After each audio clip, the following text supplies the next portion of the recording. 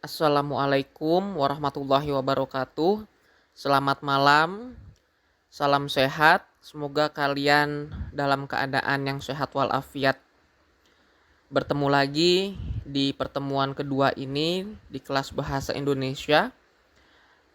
Untuk materi yang akan disampaikan untuk pertemuan kedua ini adalah tentang tinjauan bahasa Indonesia dalam perkembangan. Nah, apa saja nanti yang akan kita pelajari? Ada 5 poin yang nanti akan saya presentasikan di kelas ini. Pertama adalah tentang sejarah bahasa Indonesia. Nah, secara singkat sudah pernah saya jelaskan ini di pertemuan lalu tentang sejarah bahasa Indonesia. Siapa yang pertama kali memberikan istilah Indonesia ketika itu dan juga yang mempopulerkan. Terus kemudian yang kedua adalah tentang posisi dan fungsi bahasa Indonesia. Yang ketiga adalah penandaan bahasa Indonesia. Kemudian yang keempat adalah ragam bahasa. Dan yang terakhir adalah bahasa Indonesia yang baik dan benar. Perlu diketahui juga, untuk pertemuan malam hari ini terdapat 5 tujuan perkuliahan yang nanti diharapkan mahasiswa dapat memahami sejarah bahasa Indonesia. Kemudian yang kedua adalah posisi dan fungsi bahasa Indonesia. Yang ketiga, diharapkan mahasiswa juga dapat menandai tentang penandaan bahasa Indonesia. Kemudian yang keempat adalah tentang ragam bahasa. Dan yang kelima, mahasiswa diharapkan dapat memahami tentang bahasa Indonesia yang baik dan benar. Kita masuk ke slide berikutnya tentang sejarah bahasa Indonesia.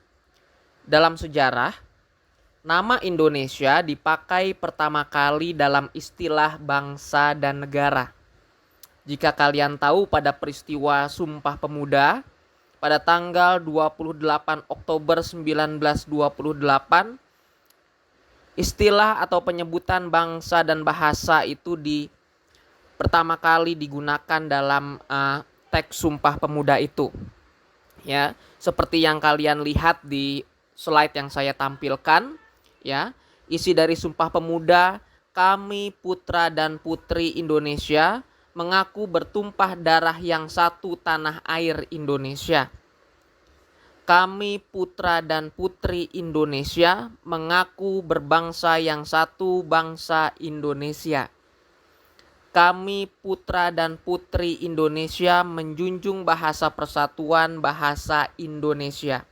Nah, maka tadi yang saya jelaskan bahwa dalam peristiwa tersebut, Sumpah Pemuda, bangsa dan bahasa, kata bangsa dan bahasa itu digunakan dalam teks Sumpah Pemuda. Nah, kalau kalian lihat pada poin ketiga di Sumpah Pemuda, kami putra dan putri Indonesia menjunjung bahasa persatuan, bahasa Indonesia. Nah, maka secara politik pada tanggal 28 Oktober 1928 ditetapkanlah bahasa Indonesia itu sebagai bahasa persatuan. Ya, karena peristiwa Sumpah Pemuda diprakarsai oleh gabungan-gabungan pemuda senusantara yang mana bersatu, ya, untuk meraih cita-cita kemerdekaan, ya. Di situ. Nah, bukanlah bahasa penyatuan kalau bahasa penyatuan berarti terdapat konflik, tetapi ini adalah bahasa persatuan yang menyatukan berbagai elemen pemuda dari setiap daerah di Nusantara. Ya, maka juga ketika itu kan ada kaum-kaum pemuda dari Sunda, ya, kemudian kaum pemuda dari Kalimantan atau Borneo, terus kemudian ada Jong Sumatera dan lain-lain. Kemudian berikutnya, peresmian bahasa Indonesia sebagai bahasa nasional, ya, kalau tadi bahasa persatuan, ya, ini bahasa nasional dalam Sumpah Pemuda bersumber pada bahasa Melayu, tepatnya bahasa Melayu Riau yang digunakan untuk kegiatan perhubungan ataupun perdagangan, atau disebut juga sebagai lingua franca, bahasa lingua franca, ya. Maka secara etimologi atau sumber pembentukan katanya bersumber dari bahasa Melayu, yaitu Melayu Riau khususnya, ya. Nah, kemudian pertanyaan yang muncul adalah mengapa bahasa Indonesia ditetapkan berasal dari bahasa Melayu, ya? Bukan dari bahasa Jawa, kemudian bahasa Sunda, Madura, dan bahasa daerah lainnya yang jumlah penuturnya lebih banyak. Faktor-faktor berikut, ya, diberikan sebagai alasannya. Silahkan diperhatikan, terdapat 4 faktor, ya, yang mendukung bahwa mengapa bahasa Indonesia berasal dari bahasa Melayu. Pertama adalah bahasa Melayu dikatakan tidak mengenal tingkat kebangsawanan atau lebih demokratis. Ya, jadi bahasa Melayu, khususnya Melayu Riau, tidak mengenal kasta. Ya, berbeda dengan misalkan bahasa Jawa, yang mana bahasa Jawa itu kan ada bahasa Jawa kromo, ya, bahasa Jawa halus, kemudian bahasa Jawa kasar, ya. Jadi kalau orang zaman dulu, ya, bahasa Jawa halus itu atau bahasa kromo lebih digunakan oleh kaum-kaum priayi atau kaum-kaum kerajaan, dan orang-orang rakyat jelata lebih banyak menggunakan dalam konteks bahasa Jawa yang umum, ya. Kemudian yang kedua adalah bahasa Melayu telah digunakan sebagai bahasa perhubungan dan perdagangan, atau disebut juga lingua franca antar pulau senusantara, ya. Yang ketiga adalah bahasa Melayu mudah difahami atau dipelajari dan bisa menerima kosakata baru dari daerah lain, ya. Jadi kenapa? Apakah ada persamaan antara bahasa Melayu Riau dan bahasa lingua franca? Sebenarnya awalnya itu bahasa bahasa lingua franca menyatu dengan bahasa Melayu yang biasa digunakan. Ya, tetapi karena sudah membudaya, ya, untuk bahasa lingua franca ini digunakan untuk konteks perhubungan dan perdagangan pada saat itu, maka dia berdiri sendiri disebut maka lingua franca. Ada bahasa Melayu Riau, bahasa Melayu Riau sampai sekarang masih ada, ya, tetapi untuk yang sekarang kita gunakan berasal dari lingua franca tersebut. Kemudian yang keempat adalah bahasa Melayu disepakati secara aklamasi dan psikologi oleh penutur-penutur bahasa daerah lain di Indonesia. Kemudian di slide berikutnya kalian dapat melihat gambar Kamus Besar Bahasa Indonesia di situ, ya. Nah, Kamus Besar Bahasa Indonesia itu pada Kongres Bahasa Indonesia kelima di Jakarta pada tanggal 28 Oktober sampai dengan 3 November 1988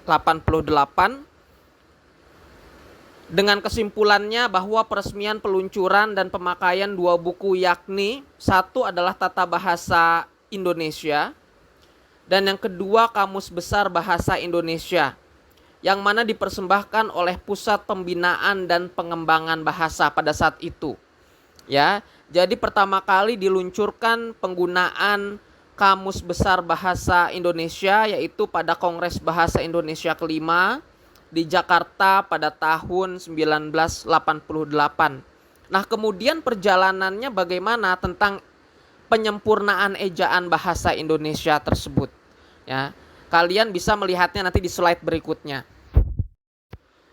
Nah, pada slide ketujuh ini, dalam sejarah bahasa Melayu atau Indonesia perlu diketahui, ya, nama-nama peristiwa penting beserta tahunnya, ya. Peristiwa penting itu adalah tentang bahasa tersebut, ya, sebagai berikut, ya. Nomor 1 adalah ejaan Van Ophuijsen, ya, disebut juga ejaan Balai Pustaka. Ini ejaan pertama, ya.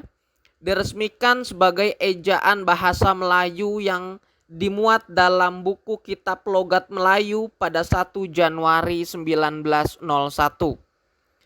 Kemudian yang kedua adalah Commissie voor de Volkslectuur, ya, bahasa Belanda, Taman Bacaan Rakyat, yang mana berdiri sebagai penerbit buku-buku bacaan tahun 1908 dan berubah nama menjadi Balai Pustaka pada tahun 1917 yang menerbitkan buku-buku novel seperti Siti Nurbaya kala itu, ya, kemudian Azab dan Sengsara, dan buku-buku ilmu pengetahuan lainnya. Kemudian yang ketiga adalah Sumpah Pemuda sebagai pilar lahirnya bahasa Indonesia secara resmi dan aklamasi tanggal 28 Oktober 1928. Kemudian yang keempat adalah peresmian UUD 1945 menetapkan bahasa Indonesia sebagai bahasa negara dalam bab 15 pasal 36 pada tanggal 18 Agustus 1945. Kemudian nomor 5 adalah dekrit Ratu Belanda, yaitu Ratu Juliana, menetapkan bahwa bahasa Melayu sebagai bahasa pengantar di sekolah-sekolah di kota-kota besar di Indonesia sejak tahun 1919. Kemudian yang keenam adalah ejaan Republik. Nah, ini ejaan Republik adalah persis setelah ejaan Van Ophuijsen, ya. Jadi penyempurnaan dari Van Ophuijsen, ya. Atau disebut juga ejaan Suwandi, ya. Karena dicetuskan oleh Dr. Suwandi, ya, pada saat itu adalah menteri dari Presiden Soekarno kala itu. Ya, diresmikan pemakaiannya pada tanggal 19 Maret 1947. Kemudian nomor 7 adalah ejaan bahasa Indonesia yang disempurnakan atau EYD. Diresmikan pemakaiannya oleh Presiden RI yaitu Bapak Soeharto pada tanggal 16 Agustus 1972. Kemudian nomor 8 adalah buku pedoman umum ejaan bahasa Indonesia yang disempurnakan dan buku pedoman umum pembentukan istilah, ya, diresmikan pemakaiannya dalam bahasa tulis dan lisan pada tanggal 31 Agustus 1972. Dan yang terakhir nomor 9, Kongres-Kongres Bahasa Indonesia mulai Kongres pertama yang diadakan di Solo, ya, sampai dengan Kongres ke-7 dari tahun 1983 sampai dengan 1998. Berikutnya kita masuk ke dalam sejarah perkembangan ejaan bahasa Indonesia. Tadi saya katakan pertama kali yaitu adalah ejaan Van Ophuijsen. Nah, maka ini yang akan kita pahami terlebih dahulu tentang ejaan Van Ophuijsen, ya. Ejaan Van Ophuijsen adalah ejaan yang diresmikan tahun 1901 dan disebut juga ejaan bahasa Melayu Charles Van Ophuijsen, dibantu oleh Muhammad Taib, Sultan Ibrahim, serta Nawawi Sultan Makmur, guru sekolah Belanda di Bukit Tinggi. Nah, kenapa diberikan nama ejaan Van Ophuijsen? Karena penemunya atau pencetusnya adalah Charles Van Ophuijsen, seorang Belanda yang sampai wafatnya di Sumatera Barat, ya. Maka dibantu oleh Muhammad Taib Sultan Ibrahim serta Nawawi Sultan Makmur, ya, guru sekolah Belanda di Bukit Tinggi, Sumatera Barat. Menyusun ejaan baru pada tahun 1896, ya. Pedoman tata bahasa yang dikenal ejaan Van Ophuijsen tersebut resmi diakui oleh pemerintah kolonial Belanda di tahun 1901. Ciri-ciri ejaannya adalah seperti berikut.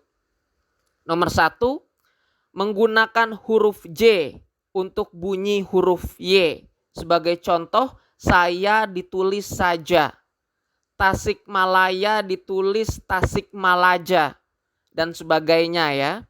Kemudian yang kedua adalah menggunakan gabungan huruf vokal O dan E, ya, OE, ya, untuk pengganti U. Sebagai contoh, buang, suka, guru, dan sebagainya, ya. Kalau dalam istilah fonologi ini disebut sebagai diftong ya, gabungan dua vokal ya. Kemudian yang ketiga adalah menggunakan diakritik seperti petik satu sebagai pengganti huruf K. Sebagai contohnya makmur, pak, dan sebagainya. Kemudian persis setelah ejaan Van Ophuijsen muncullah ejaan Republik atau disebut juga ejaan Swandi.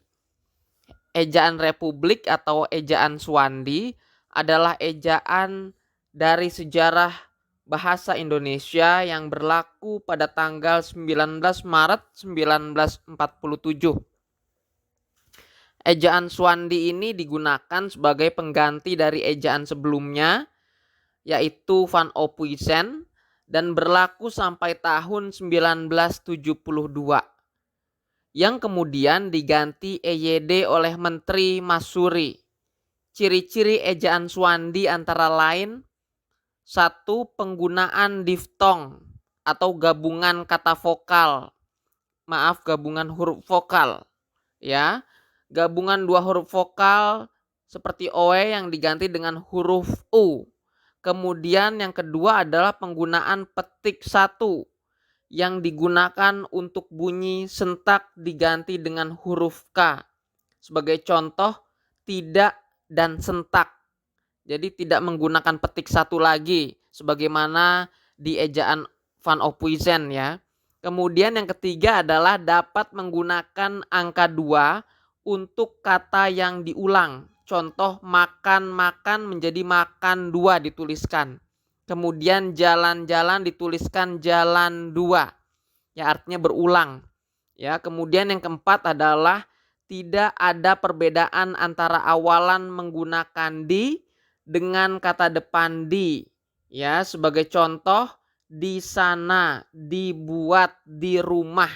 Ya, kan kalau sekarang itu ya awalan di itu ketika digabungkan dengan kata dasarnya atau kata kerja dasar adalah ketika di mengikuti kata kerja, maka digabungkanlah dibuat, karena buat adalah kata kerja, maka dinya digabungkan posisinya menjadi frase tunggal. Dibuat berarti melakukan tindakan yaitu membuat.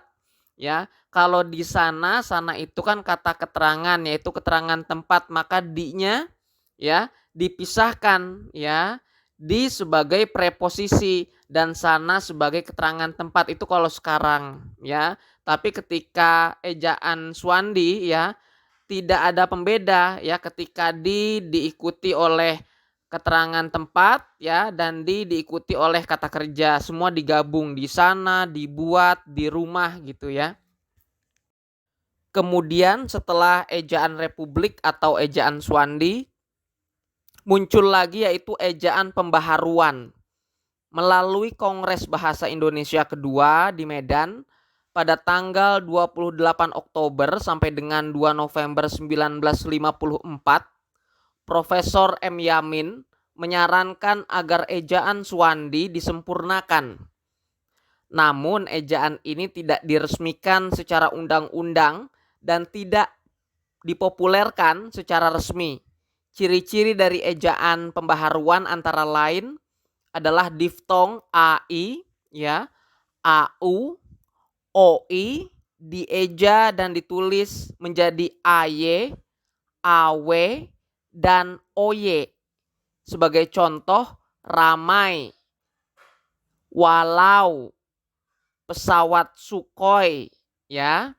Nah, itu kan AY di situ ya, gabungan diftong A dan I itu ya ditulis menjadi AY tadi itu ya. Kemudian walau ya, perubahan dari AU menjadi AW, kemudian Sukhoi pada kata Sukhoi, OI menjadi OY. Ya. Kemudian yang kedua adalah tidak ada lagi angka untuk kata yang diulang. Ya, jadi tidak ada lagi tadi kata makan, makan, makan 2 tidak ada lagi, ya.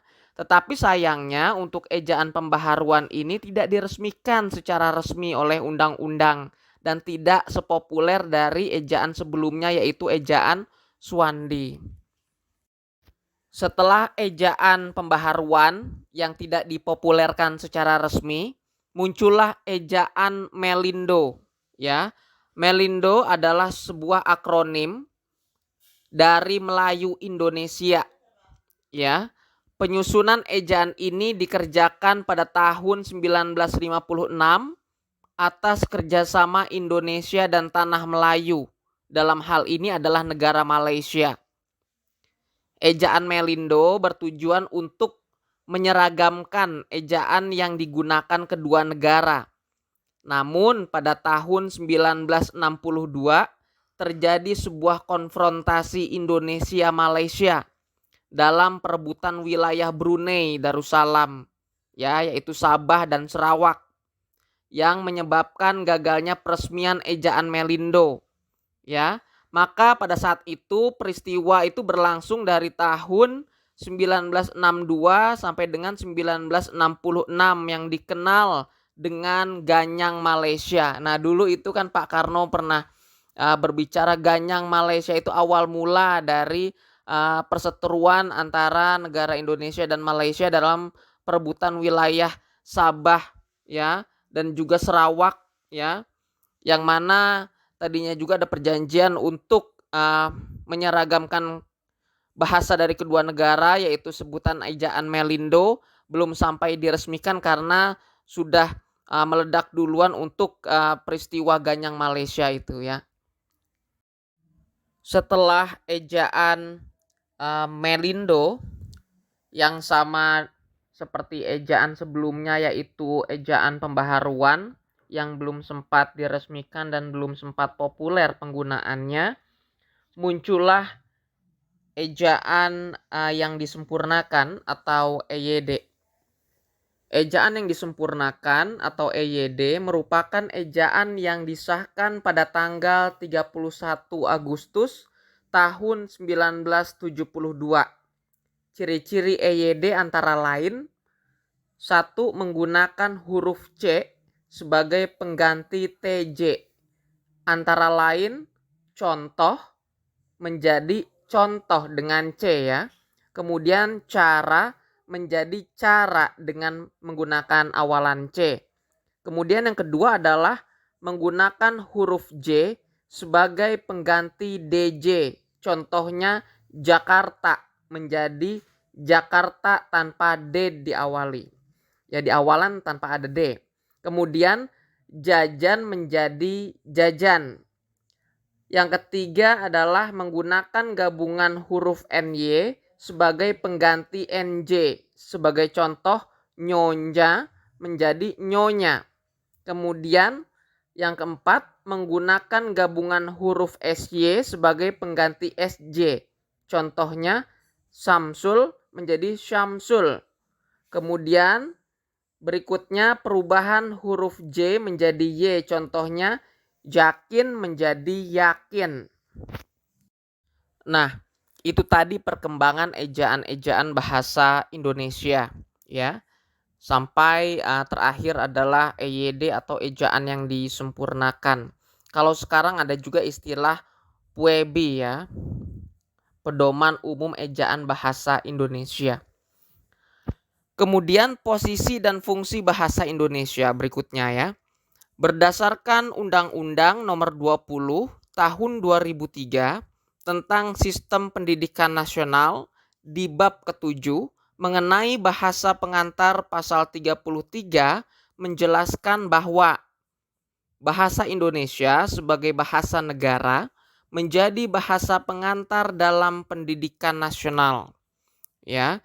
Kemudian yang kedua adalah bahasa daerah dapat digunakan sebagai bahasa pengantar dalam tahap awal pendidikan apabila diperlukan dalam penyampaian pengetahuan dan atau keterampilan tertentu, ya.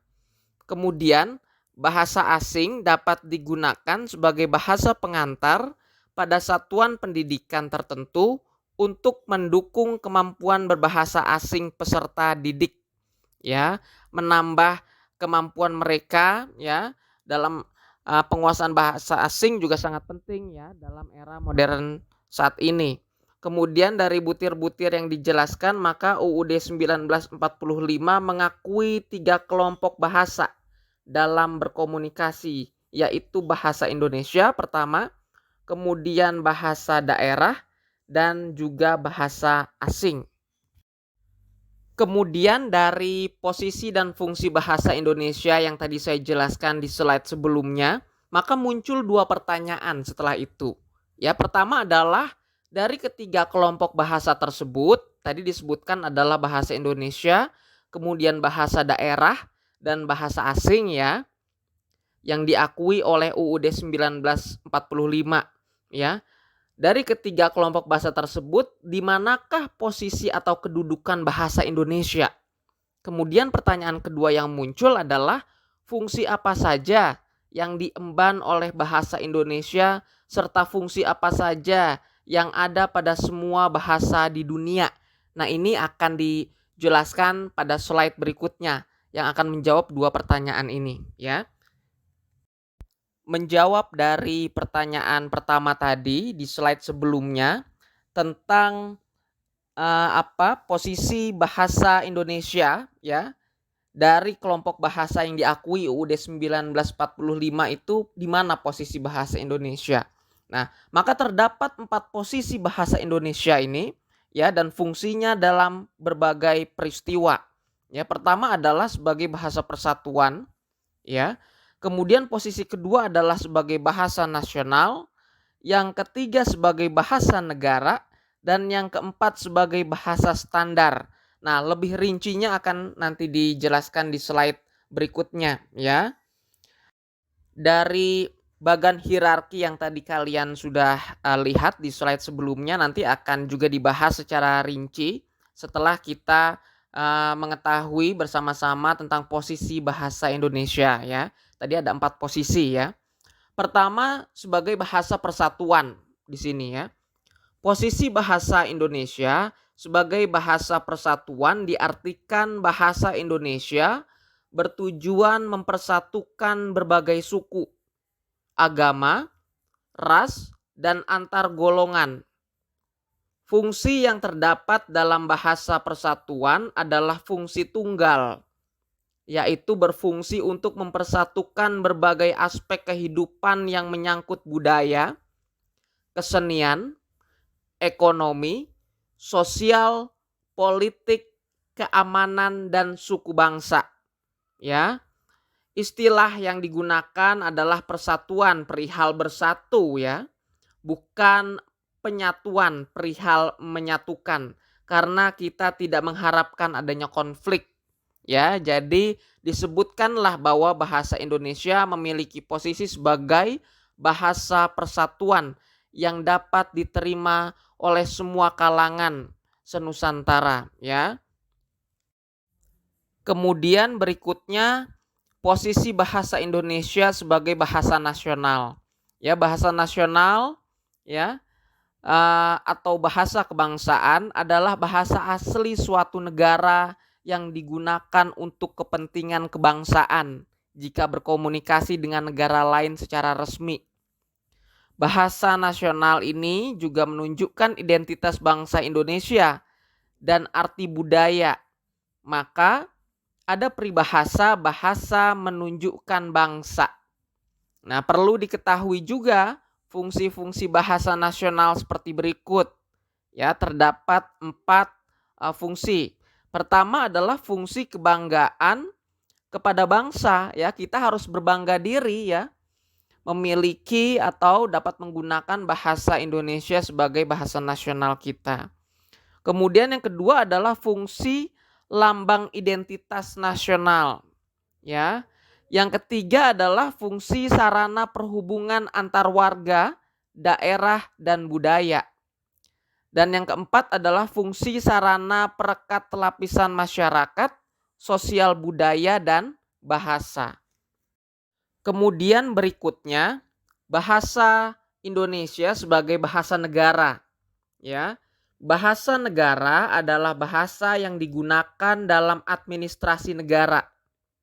Suatu sistem yang dibuat sedemikian rupa untuk mengatur proses pengelolaan organisasi masyarakat, sehingga dapat berjalan sesuai harapan, baik secara lisan maupun secara tulis.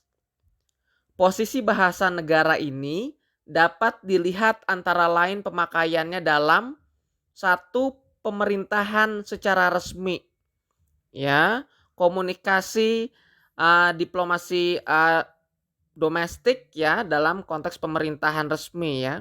Kemudian yang kedua adalah penulisan surat kelakuan baik ya, tentunya ya menggunakan bahasa negara sebagai pengantar dalam surat kelakuan baik. Kemudian yang ketiga adalah pembuatan kartu tanda penduduk. Menyambung dari bahasa Indonesia sebagai bahasa negara, dalam aktivitas kenegaraan bahasa negara ini mempunyai 4 fungsi, yaitu pertama, bahasa resmi kenegaraan. Kedua, bahasa pengantar resmi di sekolah dan universitas, ya, sebagaimana saya mengajar malam ini ya, menggunakan bahasa Indonesia sebagai bahasa pengantar saya untuk mempresentasikan materi. Kemudian yang ketiga adalah bahasa resmi tingkat nasional dalam kepentingan perencanaan dan pelaksanaan pembangunan Indonesia. Ya, contohnya adalah pendidikan, penyuluhan, pelatihan, dokumen penting negara. Ya. Dan nomor 4 adalah bahasa resmi kebudayaan dalam pengembangan iptek, ya, proses pengajaran dalam peningkatan pemahaman. Di pertemuan sebelumnya ya, saya memberikan contoh bahasa Indonesia memiliki andil dalam proses pengembangan iptek ya.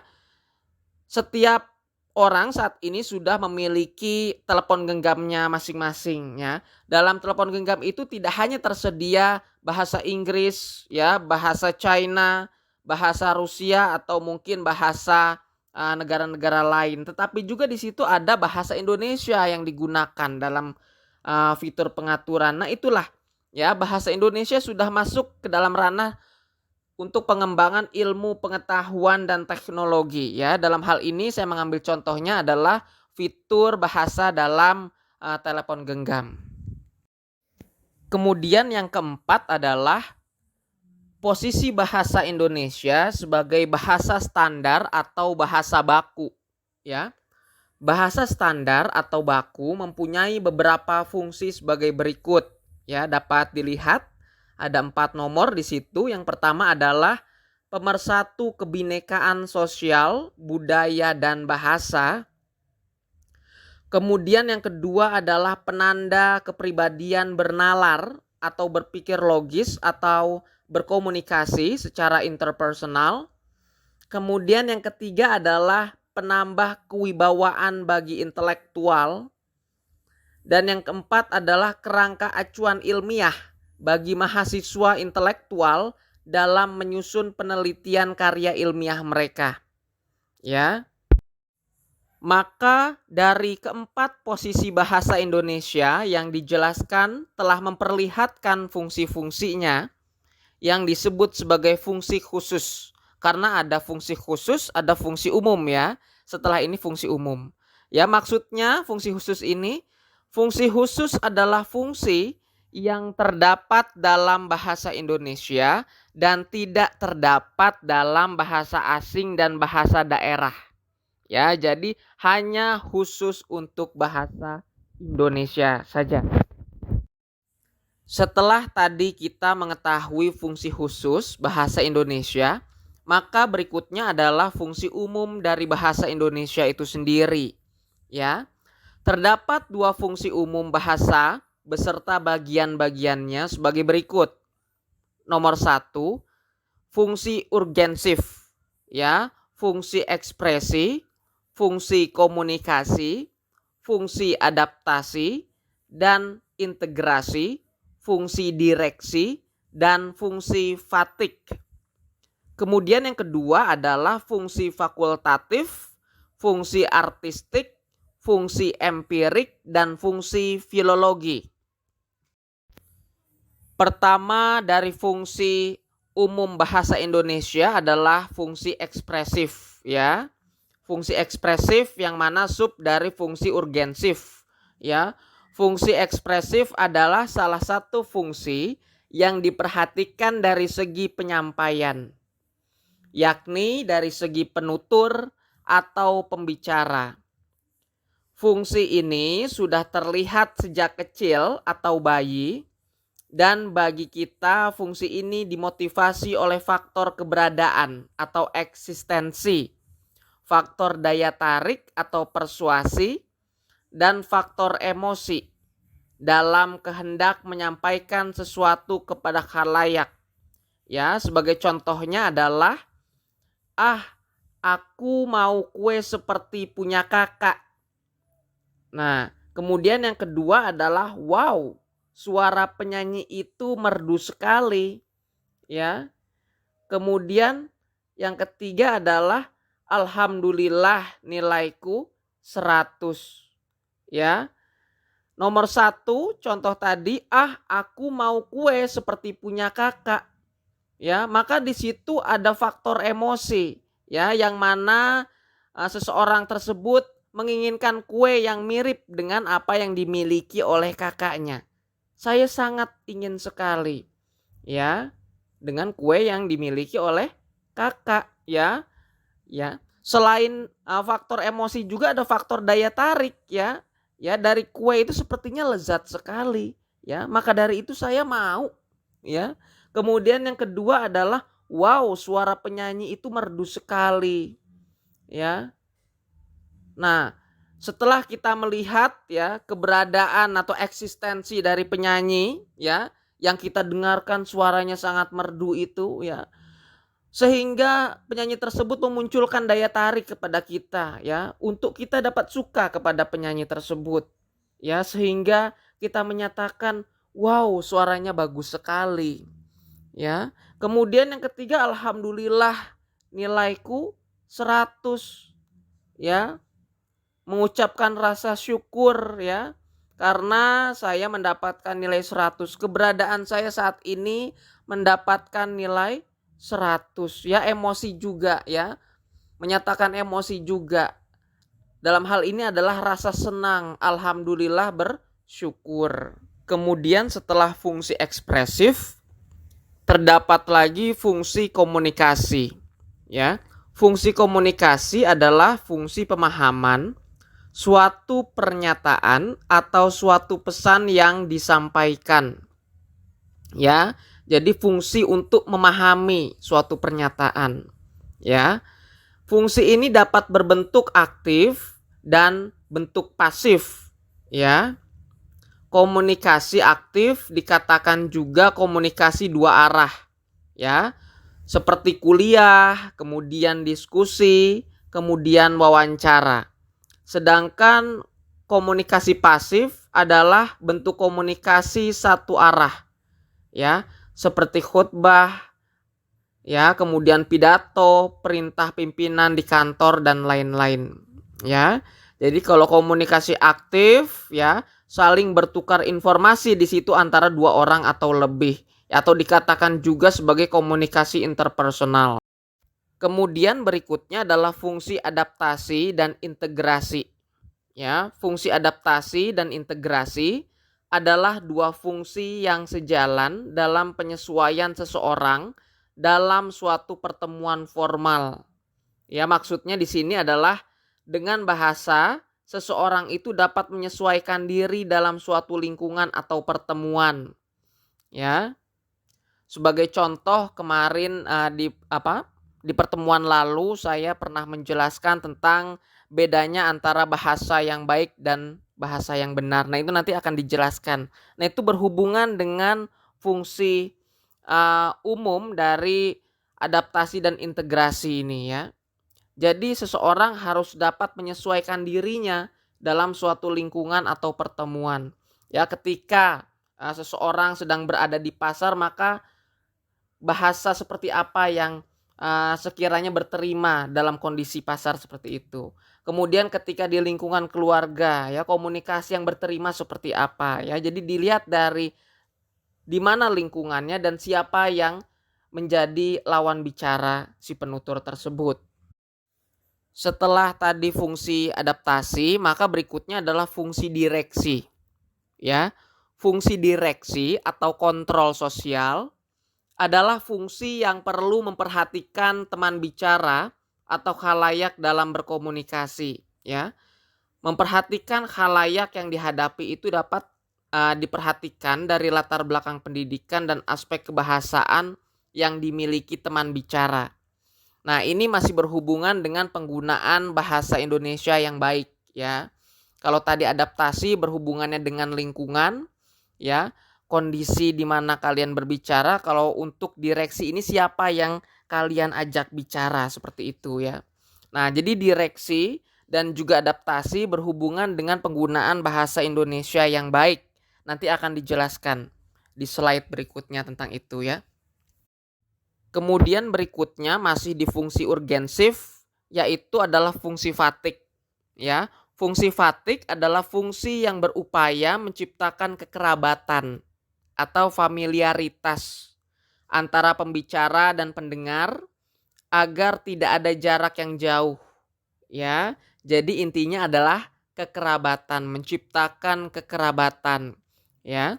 Penggunaan kata-kata faik seperti kata sih, ya, dong, deh, dan lagi biasanya digunakan dalam fungsi ini, ya, karena menunjukkan keakraban tersebut, ya. Gimana sih kamu? Nah, kalau dalam sebuah kalimat gimana sih kamu, maka sih di sini menunjukkan konteks keakraban antara dua orang ya. Kemudian sini dong. Nah, sini dong. Ya, kalimat imperatif meminta orang untuk ke sini. Ya, maka dong di sini adalah menunjukkan fungsi fatik yaitu keakraban. Ya. Kamu jangan gitu deh. Nah, itu juga menunjukkan fungsi fatik gitu ya. Setelah tadi fungsi urgensif dengan bagian-bagiannya, sekarang masuk ke dalam fungsi fakultatif ya. Fungsi fakultatif adalah fungsi bahasa yang memerlukan latar belakang keilmuan dan pengalaman estetik. Ya, fungsi ini ditujukan pada kalangan intelektual dan pecinta seni. Terdapat 3 bagian dari fungsi fakultatif ini. Pertama adalah fungsi artistik, kedua adalah fungsi empirik, dan yang terakhir adalah fungsi filologi. Pertama adalah fungsi artistik, ya. Fungsi artistik adalah fungsi yang memerlukan pengalaman dan pengetahuan seni yang lebih sehingga memahami suatu karya seni, ya. Aspek yang diberikan dalam fungsi ini adalah aspek pendidikan dan aspek hiburan. Ya, karya sastra adalah salah satu contohnya. Ya, dalam karya sastra seperti contohnya dibagi akan sastra fiksi dan juga sastra non fiksi. Ya, untuk sastra fiksi kan biasanya kita tahu ada novel ya. Terus kemudian ada puisi ya. Ada prosa. Untuk sastra non fiksi seperti misalkan jurnal ya, terus kemudian hasil-hasil penelitian ya, artikel dan lain-lain. Nah, maka itu karya sastra tadi masuk ke dalam fungsi artistik tadi itu ya. Kemudian setelah fungsi artistik, berikutnya adalah fungsi empirik ya. Fungsi empirik dan kultural adalah fungsi yang memerlukan latar belakang pendidikan atau keilmuan yang cukup. Sebagai contoh ya, bahasa digunakan sebagai alat untuk menyimpan, menyebarkan, dan mengembangkan kebudayaan. Ya, sebagai contohnya di sini spesifiknya adalah seperti pagelaran wayang ya, baik itu wayang golek ya atau wayang kulit ya.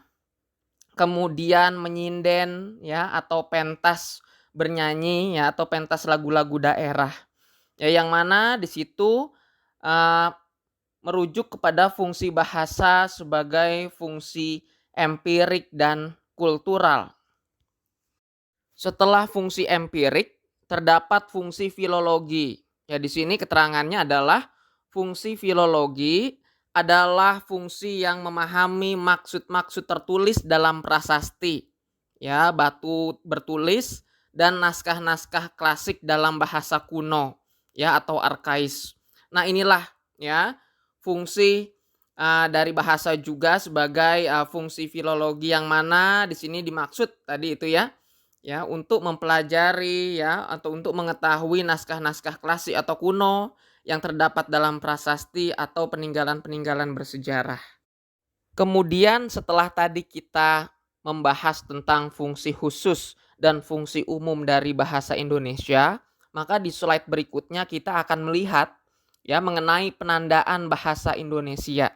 Ya, penandaan bahasa Indonesia dimaksudkan sebagai penentuan ya ciri-ciri yang terlihat dalam berbahasa. Pada dasarnya bahasa Indonesia mempunyai 3 ciri ya. Pertama adalah kemantapan dinamis, yang kedua adalah kecendikiaan, dan yang ketiga adalah keseragaman atau aglutinasi. Nah, nanti di slide berikutnya kita akan membahas pertama tentang kemantapan dinamis dari penandaan bahasa Indonesia tersebut. Kemantapan dinamis dimaksudkan sebagai keterbukaan terhadap kemungkinan yang menguntungkan dan pengadaptasian pembakuan bahasa, ya.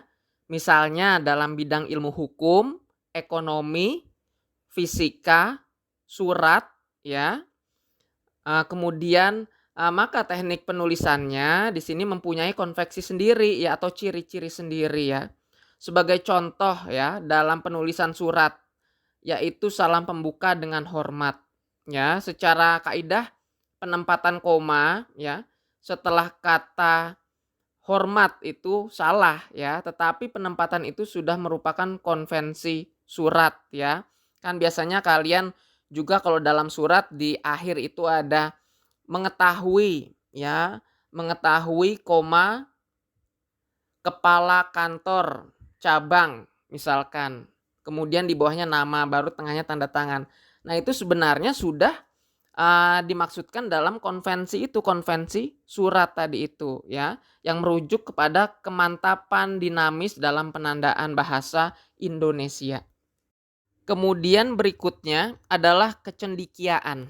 Kecendikiaan memperlihatkan latar belakang, status sosial, dan profesi seseorang dalam masyarakat.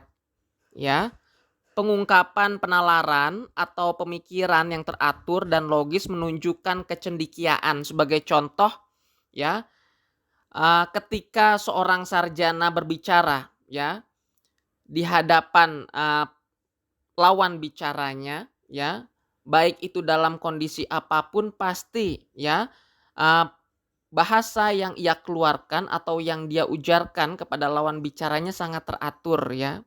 Ya, itu tanpa dia sadari, ya. Berbeda dengan orang yang berbeda status pendidikannya dengan orang tersebut. Nah, maka itu ya, dalam hal ini penandaan bahasa dalam konteks kecendikiaan sebagai contohnya tadi ya. Berikutnya yang ketiga adalah keseragaman atau aglutinasi. Ya, ini berhubungan dengan pembentukan kelas kata dan keseragaman kaidah. Ya, pembentukan kelas kata biasanya dalam bahasa itu perubahannya adalah dalam pembentukan morfem ya. Jadi penambahan sufiks, kemudian prefiks ya, imbuhan belakang, imbuhan depan ya. Misalkan kita menambahkan imbuhan depan pada sebuah kata kerja ya. Kemudian kata kerja itu berubah kelas kata menjadi kata benda. Sebagai contoh misalkan ya, lari. Ya, lari itu adalah kata kerja. Ya, kemudian ditambahkanlah imbuhan belakang atau sufiks an, pelarian, yang mana menjadi kata benda di situ. Nah, itu perubahan kelas kata sebagai contoh dari keseragaman atau aglutinasi. Nah, kemudian ciri aglutinasi terdiri atas ciri tipologi dalam suatu bahasa ya. Jadi dalam bahasa Indonesia ini ciri aglutinasi ada 3 bagian. Satu adalah bentukan kata dalam bahasa Indonesia menggunakan imbuhan. Ya, tadi saya katakan imbuhan depan yaitu prefiks, kemudian imbuhan belakang yaitu sufiks ya. Kemudian pola diterangkan menerangkan dalam gabungan kata ya. Jadi perubahan kelas kata tadi itu ya. Dan sesungguhnya ya untuk bahasa Indonesia berbeda dengan bahasa Inggris ya, tidak berdasarkan dengan tenses. Kalau bahasa Inggris kan tenses ya, yang mana menjelaskan sesuatu berdasarkan waktu kejadiannya kapan, tapi tidak di bahasa Indonesia. Mungkin kalau dalam bahasa Indonesia hanya penambahan keterangan waktu saja di akhir atau di awal kalimat. Kemudian sekarang kita masuk ke dalam ragam bahasa Indonesia ya. Jadi ragam bahasa merupakan variasi bahasa menurut pemakaian yang berbeda-beda, menurut topik yang dibicarakan ya.